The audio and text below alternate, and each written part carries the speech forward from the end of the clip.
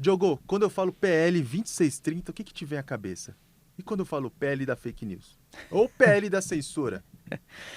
São todos nomes para o mesmo projeto de lei, né? Eu quis te confundir, quis ver se você tá ligado. Não, tô ligado. Então, acho que vem várias coisas na minha cabeça. Vem um primeiro movimento de um projeto de lei de regulação das redes sociais. Isso vem à mente. Mas também vem à mente um movimento que as próprias Big Techs fizeram para, né, colocando muito dinheiro, inclusive, como um lobby contra esse projeto de lei, que inclusive foi apelidado de PL da censura, PL da fake news. Mas quando você vai analisar mesmo o material, né, não se justifica tão bem assim. Sabe por que ele foi chamado de PL da censura? Por quê? Uma ala dos evangélicos disse que se esse PL passasse, eles seriam impedidos de citar trechos da Bíblia na internet. Porque o PL, em algum momento, em alguns dos seus trechos, dizia que não podia ter discurso de ódio contra minorias como os homossexuais. E aí eles acharam que a Bíblia, em alguns momentos, poderia ser usada como... poderia ser vetada e barrada por ter trechos que colocam em xeque essas populações. Ó, que coisa doida. Mas fato é que esse PL da fake news, PL da censura, o PL 2630, virou espuma. Virou espuma. A gente conversou sobre ele, dialogou, discutiu, debateu. Ele virou várias coisas. Desde 2019 a gente ouve falar dele. E de uma hora para outra não, porque o processo foi lento, né? Uhum. E foi bastante tumultuado e discutido. Mas o presidente da Câmara, o Arthur Lira, achou por bem retirar esse PL da pauta e propor um grupo de trabalho para criar um texto alternativo. Isso aconteceu em abril, a gente está agora em novembro, nada aconteceu, feijoada. Bom, Diogo, o PL saiu de cena, mas tem outra coisa que está rolando aí na esfera pública do Brasil que tem o poder também de regular as Big Techs e muito provavelmente não vai virar espuma. Muitos analistas que acompanham o mundo da política têm dito que se o Congresso não regula as Big Techs, o STF vai fazer isso. Mas o que está acontecendo aqui é algo completamente diferente. O STF está para fazer um dos julgamentos mais importantes da sua história, que é avaliar um aspecto bem pontual do que a gente tem chamado no Brasil de Constituição Brasileira da Internet, que é o Marco Civil da Internet, que é o artigo 19. E o artigo 19 tem sido usado por muitas plataformas para basicamente não moderar o conteúdo que circula por lá. Porque ele diz que uma plataforma só pode ser responsabilizada por um conteúdo que é veiculado nas suas propriedades se ela não atender uma decisão judicial. E o que está rolando, Diogo, é que chegaram ao STF duas ações que mostraram que as redes sociais, as plataformas digitais, usaram esse dispositivo do Marco Civil para não fazer nada diante de uma situação em que um conteúdo ou ele era, de alguma forma, muito agressivo a uma pessoa, ou ele era claramente ilegal, falso, e elas simplesmente falaram assim, a gente não precisa fazer nada, a gente não pode fazer nada, a não ser que a justiça nos peça alguma coisa. Isso fez com que muita gente começasse a questionar o Marco Civil, que o Marco Civil, de alguma forma, servia como escudo para essas plataformas. Mas tem muita gente que diz que não, que está no banco dos réus não é o Marco Civil. É uma interpretação sobre o Marco Civil e algo que diz respeito ao ambiente em que ele foi criado. O que está em discussão hoje, dentro dessa temática, é sobre um dispositivo específico, que é o artigo 19, né? Então, que diz mais ou menos assim, que para, né, assegurar a liberdade de expressão e impedir a censura, as plataformas, né, deveriam ser responsabilizadas ou deveriam remover conteúdos somente perante a ordem judicial, ou seja, não são elas os juízes do que pode ou não circular nas plataformas. Isso é o que diz o artigo 19. O ponto é que hoje muita gente alega que o artigo 19 é quase que um processo de blindagem das plataformas, porque elas podem falar, olha, beleza, eu reconheci esse conteúdo aqui como falso, mas eu não vou remover porque eu não tenho uma ordem judicial. Então serve como uma blindagem e uma desculpa. Então tem setores que defendem isso. E tem setores que falam, não tem nenhum problema com o artigo 19. O que eu acho, Elton, é que a gente deveria fazer uma análise um pouco mais complexa da situação e pensar em quando que o Marco Civil foi criado. Então, vai fazer 10 anos, né, o Marco Civil da internet, e nesse processo de 10 anos, muita coisa mudou. Então, isso fazia sentido, o artigo 19, não acho que ele seja um problema, mas ele funciona para contextos muito bem específicos. Por quê? Aqui, nessa época que estava se discutindo o Marco Civil, a gente falava dos lugares que hospedavam, né? Imagina assim, eu tenho um grande provedor de servidores, e aí eu vendo servidores para as pessoas hospedarem em sites. Você acha que, tipo, o wall host deveria ser responsável se alguém contratou o servidor e hospedou ali um site que vende pedofilia? Não é o caso, né? Nem faria sentido. Nem faria sentido. É o que esse dispositivo tenta colocar. Só que a coisa mudou.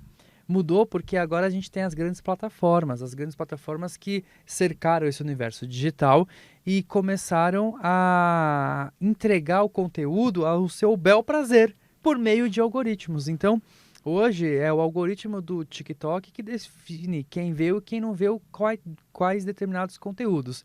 Então, nesse sentido, quer dizer, não é só uma hospedagem, é uma hospedagem, mas uma entrega de conteúdo. E aí eu vejo, é uma opinião pessoal do Diogo Cortiz, de que apesar do artigo 19 não ser um grande problema, acho que eu não vejo tantos problemas com ele, porque ele faz um jogo e faz sentido para esses casos de uso específicos, né, de hospedagem e tal, falta elementos. Falta elementos para se pensar nessa responsabilização de uma plataforma que não só mais hospeda conteúdo, mas que também influencia todo o fluxo comunicacional, né? Então, eu acho que é isso que está em discussão nesse momento dentro do STF, né? Porque a dinâmica do mundo é tão rápida que, quando foi pensado o Marco Civil da internet, era um desenho de plataformas e hoje é outro.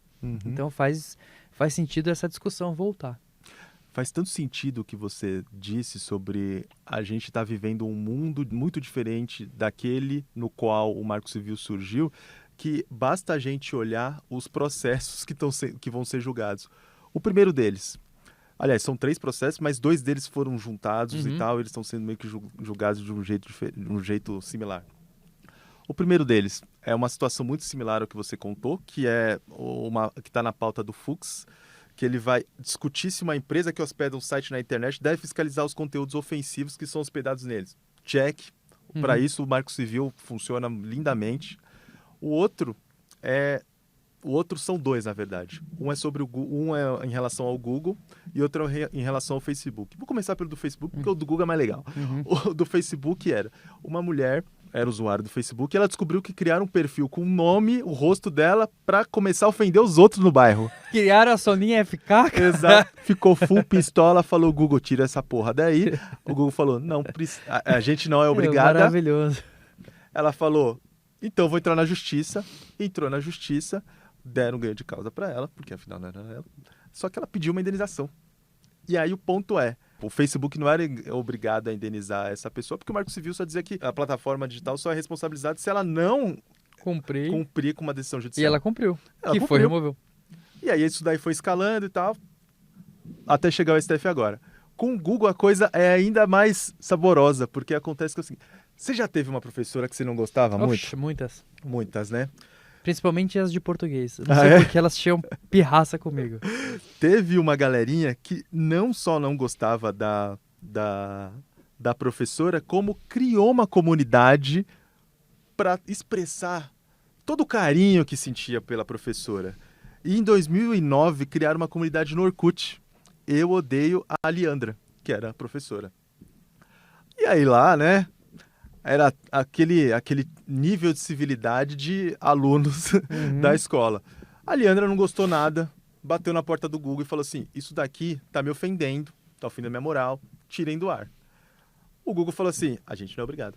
E o curioso é que o Google fez isso no momento que nem tinha Marco Civil ainda, porque aconteceu em 2009, ela pediu para fazer a retirada antes de 2014, que é quando o Marco Civil entra em vigor.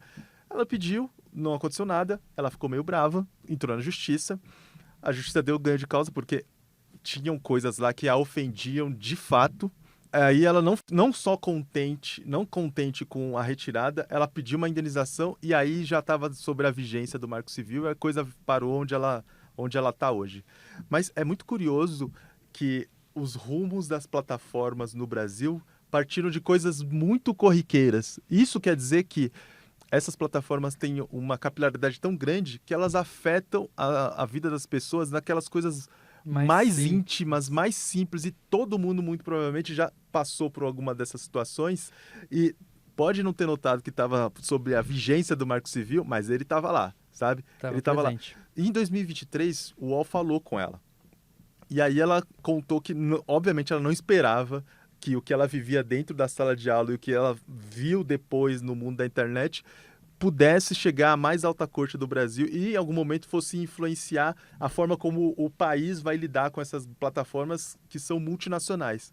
Mas ela foi muito firme. Ela disse o seguinte: reitero meu posicionamento de responsabilização do provedor de internet, já que a única atitude que eu esperava e não aconteceu era a suspensão da comunidade virtual criada para atacar uma professora, a qual, enquanto ser humano e profissional da educação, merecia o mínimo de respeito.